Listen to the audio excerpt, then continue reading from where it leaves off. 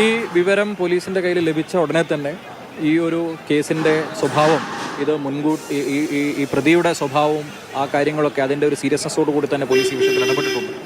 അതുകൊണ്ട് തന്നെ ഈ പ്രതി പോകാൻ സാധ്യതയുള്ള സ്ഥലങ്ങൾ, അതുമായി ബന്ധപ്പെട്ടിട്ട് മുഴുവൻ ജാഗ്രതാ നിർദ്ദേശങ്ങളും അത് വലിയ രീതിയിലേക്ക് സംസ്ഥാനത്തിനകത്തും പുറത്തേക്കുമൊക്കെ ജാഗ്രതാ നിർദ്ദേശങ്ങൾ സമയബന്ധിതമായിട്ട് നമുക്ക് കൈമാറാൻ വേണ്ടി കഴിഞ്ഞിരുന്നു.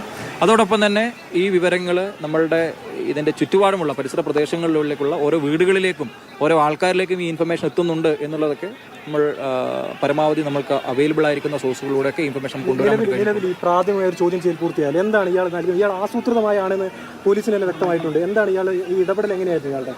ഈ ജയിലിൽ ചാടി രക്ഷപ്പെടുക എന്നുള്ളതായിരുന്നു പ്രതിയുടെ ഇൻറ്റൻഷൻ. അതിൽ മറ്റെന്തെങ്കിലും തരത്തിലേക്കുള്ള താല്പര്യങ്ങൾ, മറ്റേതെങ്കിലും തരത്തിലേക്കുള്ള കാര്യങ്ങൾ പ്ലാൻ ചെയ്തിട്ടുണ്ടോ എന്നൊക്കെ കൂടുതലായിട്ട് വിശദമായി ചോദ്യം ചെയ്തതിനു ശേഷമാണ് പോലീസ് പറയാൻ പറ്റുന്നത്. പ്രീ പ്ലാൻഡ് ആയിരുന്നു.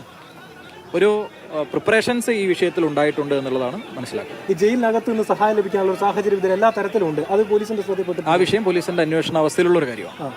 സാർ, ഈ ഫെൻസിൽ ഇലക്ട്രിസിറ്റി ഇല്ലായിരുന്നു എന്നടക്കമുള്ള കാര്യങ്ങൾ ഇപ്പോൾ പുറത്തേക്ക് വരുന്നുണ്ട്. അതിലൊക്കെ അത്തരത്തിലുള്ള വീഴ്ചകളൊക്കെ നേരത്തെ ഇയാൾ മനസ്സിലാക്കിയിരുന്നു. പരിശോധിക്കട്ടെ ഒരു കാര്യം. നിങ്ങൾ പറഞ്ഞിരിക്കുന്ന ഒരു ഭാഗം കൂടെ അന്വേഷണ പരിധിയിൽ ഓൾറെഡി ഉള്ളത്. ഇയാളുടെ ഈ രൂപം വളരെ പ്രധാനപ്പെട്ട, താടി വളർത്തിയ ഒരു ജയിൽ പുള്ളി. സാധാരണ ജയിലിനകത്ത് പോലീസിനും ഈ ബാക്കിയുള്ള കാര്യങ്ങളൊക്കെ തന്നെ ബാക്കിയുള്ള എല്ലാ കാര്യങ്ങളും ഈ പ്രതിയുമായി ബന്ധപ്പെട്ടിട്ട് പ്രതി നടത്തിയ പ്രിപ്പറേഷനുമായി ബന്ധപ്പെട്ടിട്ടുള്ള എല്ലാ കാര്യങ്ങളും അന്വേഷണ പരിധിയിലുള്ള കാര്യങ്ങളാണ്. അത് കൂടുതൽ അന്വേഷണത്തിന്റെ ഭാഗമായിട്ട് നമുക്ക് ഉദ്യോഗസ്ഥർക്കെതിരെ അച്ചടക്ക നടപടി കൂടി കേൾക്കുന്നുണ്ട്.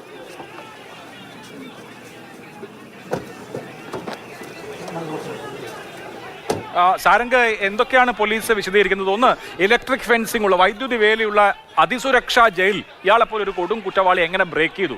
സെല്ല് വളച്ചു, സെല്ലിന്റെ കമ്പി വളച്ച് പുറത്തെത്തി ഇലക്ട്രിക് ഫെൻസ് ചാടിക്കിടന്ന് റോഡിലെത്തുക എന്നുള്ളത് അവിശ്വസനീയവും അസംഭവ്യമെന്ന് നമ്മൾ കരുതുന്നതുമാണ്. അത് സംഭവിച്ച ഒന്നാമത്തെ കാര്യം. ഇയാൾ പാൻറ്റും ഷർട്ടും ഇട്ട് പോകുന്ന CCTV ദൃശ്യങ്ങൾ കണ്ടു. തലയിൽ എന്തോ സാധനം ഉണ്ടായിരുന്നു താനും. ഇത് എവിടുന്നാണ് ഇയാൾക്ക് ഈ വേഷം? അത് ജയിലിൽ ഉണ്ടായിരുന്ന ജയിൽ കുപ്പായമാണോ? ആ വേഷമായിരുന്നോ അയാൾ ധരിച്ചിരുന്നത്? അതൊരു ചോദ്യം. ഇയാൾ പുലർച്ചെ ജയിൽ ചാടിയിട്ട് പള്ളിക്കുന്നിൽ നിന്ന് തളാപ്പിലെത്താൻ നടന്നെത്താൻ 10 മിനിറ്റ് മതി മാക്സിമം. അപ്പോൾ ഇത്രയും നേരം ഇയാൾ എവിടെ പോയിരുന്നു? ഇങ്ങനെ കുറേ ചോദ്യങ്ങൾ ഉണ്ടല്ലോ. പോലീസ് എന്താണ് ഇതേക്കുറിച്ചൊക്കെ പറയുന്നത്? അഭിലാഷ്, നിലവിൽ ഇപ്പോൾ പ്രാഥമിക ചോദ്യം ചെയ്യൽ നടപ്പിലാക്കിയതിനു ശേഷം കൃത്യമായി അയാളിൽ നിന്ന് വിവരം ശേഖരിച്ചതിന് ശേഷമാണ് ഇപ്പോൾ മെഡിക്കൽ പരിശോധനയ്ക്കായി ഗോവിന്ദചാമി ആശുപത്രിയിലേക്ക് കൊണ്ടുപോയിരിക്കുന്നത്. എന്തായാലും നേരത്തെ പോലീസ് ഉദ്യോഗസ്ഥരുടെ ഭാഗത്ത് നിന്ന്, ഇവിടെ തിരച്ചിലിനായി എത്തിയ പോലീസ് ഉദ്യോഗസ്ഥരുടെ ഭാഗത്ത് നിന്ന് പറഞ്ഞ കാര്യം തന്നെ ഊട്ടിയുറപ്പിക്കുന്ന തരത്തിലുള്ള ഒരു കാര്യം തന്നെയാണ് ഇപ്പോൾ കമ്മീഷണറുടെ ഭാഗത്ത് നിന്ന് നമുക്ക് മനസ്സിലാക്കാൻ സാധിക്കുന്നത്.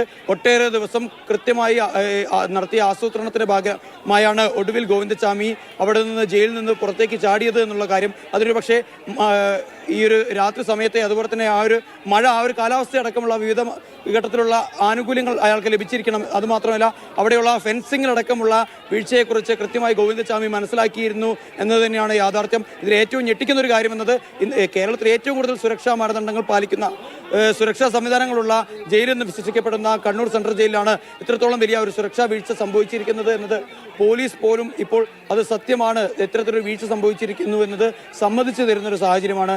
ഇനി ഏതെല്ലാം തരത്തിലുള്ള ആസൂത്രണമാണ്, ഏതെല്ലാം തരത്തിലുള്ള വീഴ്ചയാണ് ഇവിടെ സംഭവിച്ചിരിക്കുന്നത് എന്നുള്ള കാര്യത്തിൽ കാര്യമായ ഒരു അന്വേഷണം നടക്കേണ്ടിയിരിക്കുന്നു എന്നുള്ള കാര്യം തന്നെ പറയുന്നു. ഇതിൽ പ്രാഥമികമായി ഉണ്ടാവുന്നത്, അവിടെ ചുമതലയിലുണ്ടായിരുന്ന ഉദ്യോഗസ്ഥർക്ക് ഇപ്പോൾ അച്ചടക്ക നടപടിയുടെ ഭാഗമായി സസ്പെൻഷൻ ലഭിക്കുന്നു എന്നുള്ള കാര്യം മാത്രമാണ്. എന്നാൽ ഏതൊരു കുറ്റവാളിക്കും, കൊടും കുറ്റവാളിക്കും ഏത് നിമിഷവും പുറത്തേക്ക് ചാടാൻ കഴിയുന്ന തുറന്ന കവാടങ്ങളുള്ള ഒരു രീതിയിലേക്ക് കണ്ണൂർ സെൻട്രൽ ജയിൽ മാറുന്നു എന്നുള്ള രീതിയിലുള്ള പരിശോധനകൾ കൂടി ഉണ്ടാവേണ്ടതുണ്ട്. പ്രധാനമായും നമ്മൾ എടുത്തു പറയേണ്ട ഒരു കാര്യമുണ്ട്.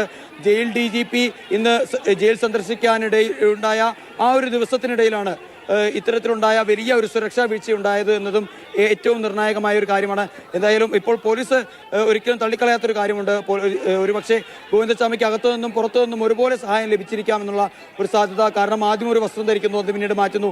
CCTV ദൃശ്യങ്ങളിലൊക്കെ തന്നെ തെളിഞ്ഞു എന്ന് ഒരു പക്ഷേ ഇത്രയും ട്രെയിൻഡ് ക്രിമിനൽ എന്ന് തന്നെ നമുക്ക് പറയാൻ സാധിക്കുന്ന ഗോവിന്ദചാമിക്ക് അതൊരു പക്ഷേ മനസ്സിലായി എന്നിരിക്കണം. അതുകൊണ്ട് തന്നെ ആയിരിക്കാം അയാൾ വസ്ത്രം പോലും ഊരി വെച്ച് വിജനമായ സ്ഥലത്തുള്ള കിണറിന്റെ അടിഭാഗത്ത് ഒളിച്ചു നിൽക്കാനുള്ള ഒരു ശ്രമം നടത്തിയത്. ഒരു പക്ഷേ അയാൾ വിചാരിച്ചു കാണില്ല ഇത്രത്തോളം പോലീസുകാരും നാട്ടുകാരും ഒരുപോലെ ജാഗരൂകരായി ഇത്തരത്തിലൊരു തിരച്ചിൽ നടത്തുമെന്ന്. അതുകൊണ്ട്